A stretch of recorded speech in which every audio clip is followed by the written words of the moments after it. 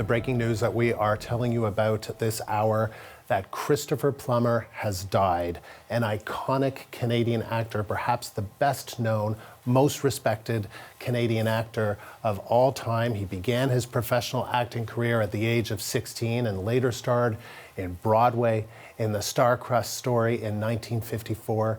In his 20s, his breakout film role was, of course, in The Sound of Music in the 1960s. He once said his favorite role was playing Henry V at Stratford in Ontario in 1956. That was his debut in Stratford, Ontario. The CBC's Natasha Fata is looking all of this and looking back at his career. Natasha, wow, we could spend all afternoon kind of talking about his career because it was a prolific career both on the stage and on the screen. It really was, Andrew, and I think there was a collective global gasp of, oh no, not Christopher Plummer, not Captain Von Trapp.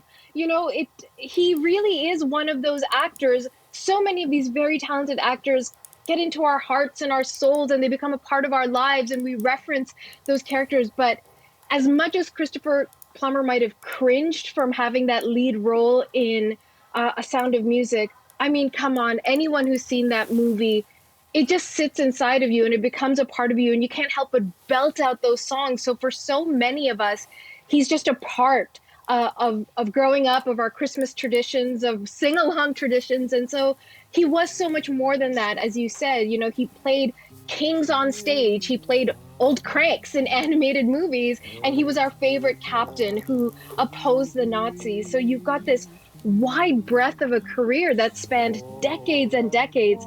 And even though it shouldn't matter, he was this incredibly beautiful man. You know, when you talk about Hollywood stars, you talk about this it factor. He had it. You couldn't take your eyes off of him. He was so intimidatingly powerful and yet so dreamy, handsome. And that incredible voice, Andrew, you just got pulled in. And so it's like he was destined to play great men if he had all of those wonderful attributes. And this was a man, as you said, who was in Stratford, he was on Broadway, he was in films, he was on television. He could play an American as well as he could play a Brit or an Austrian or a German. He really could transform into so many things. And this is a man who came from a pretty impressive pedigree himself. You know, he's born in Toronto. He was the great-grandson of Canada's third Prime Minister. He went to the Montreal Repertory Theatre. He made a name for himself with his incredible talent. And very soon, you know, Hollywood came calling and saying, we want you. We want to put you up for these lead roles, some of the most important roles that any actor would love to play. And that just never stopped. You know, Eli was saying that to you, and certainly Peter Mansbridge was mentioning that to you. It's a career that just never ended. And I know that, Andrew, you got to see him on Broadway. If you don't mind me asking, what was that like to see him live on stage? Well, Natasha, you know, it was incredible. I think I mentioned it was the most one of the most incredible theatrical experiences of my life. And I appreciated Christopher Plummer, but I don't think that I understood the depths of my appreciation for his acting until I saw him live in an American classic, Inherit the Wind. And I played, you know, a role in that play in high school myself, so I was kind of really familiar with this play. And it was just something else to see this very complex, challenging, heavy dialogue. And, you know, he was in his 70s, I guess, at the late 70s at the time, and to see just this tour de force on the stage, it was something else.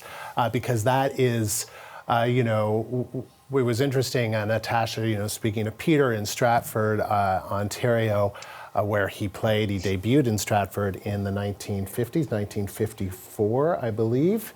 Am I right? Yep, 1950. In the 1950s in Stratford on the stage there. That, you know, so many people remember him for some of his more famous roles, the screen, I guess, but he was certainly appreciated by his own kind, by actors, by, you know, people in theater for his roles on stage, because wow, this is where he really kind of came to life. He did. He was an actor's actor. He had the goods. He could back it up. It wasn't just about the star power or the good looks or the voice. He could back it up. And I'm sure he wouldn't enjoy a person like me who absolutely adored him, but pretty much primarily for that one role. But I have to tell you, Andrew, that just to put it into context, you talk about seeing him on Broadway.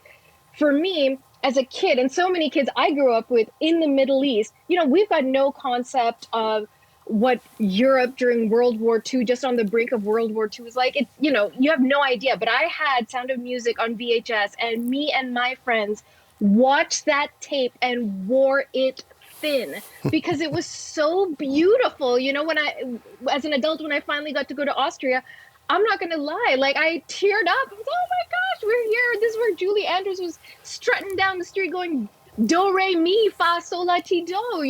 It's that the power of that film. And I know I must sound a little loopy right now, but I really think this is the visceral reaction that so many people are having, because he was just so important and he stepped up when he needed to. And, through the Me Too movement, he's one of the guys that made it through the Me Too movement. And you think about that with the span of his career, he had to step in and take the roles like Kevin Spacey had to abandon in a movie. So you think about how much he was able to accomplish on different countries and different stages and different mediums and continents. I even remember him coming on The Cosby Show and doing Shakespeare on The Cosby Show. He was able to bring Shakespeare to a totally new audience through that lens as well. So, we've got a statement, if you don't mind me sharing this, Andrew, from Lou Pitt, who was his longtime friend, also his manager. They'd known each other for close to 50 years.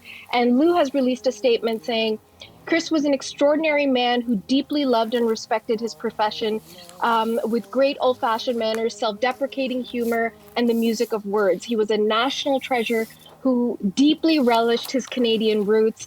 Through his art and humanity, he touched all of our hearts, and his legendary life will endure for generations to come.